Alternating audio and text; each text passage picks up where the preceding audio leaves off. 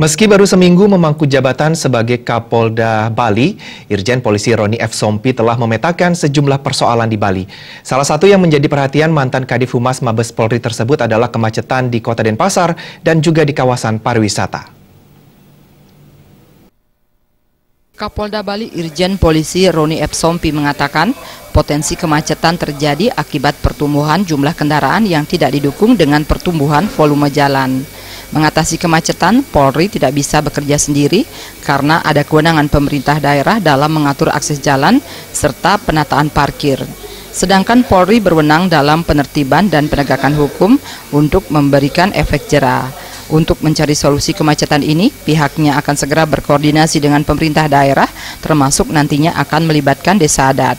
Roni F. Sompi menegaskan kemacetan harus segera ditangani karena juga menjadi penyumbang angka kecelakaan lalu lintas. Sedang kita komunikasikan ini bagaimana mencegah terjadinya kemacetan lalu lintas. Ya, di samping itu juga ada kaitan dengan kecelakaan lalu lintas. Nah, ini ternyata Polri tidak bisa bekerja sendiri.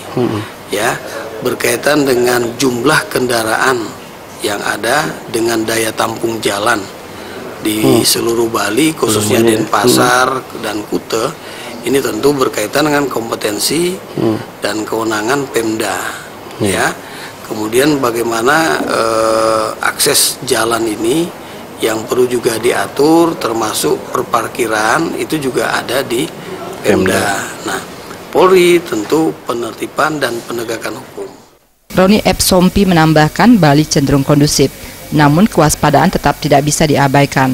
Persoalan kejahatan dengan kekerasan atau yang umum disebut begal yang marak di beberapa daerah juga menjadi perhatian Polda Bali. Polri telah melakukan tindakan pencegahan dengan menerjunkan tim intelijen guna memantau pihak-pihak yang ingin membuat keresahan di Bali. Susila dan Suteja, Bali TV.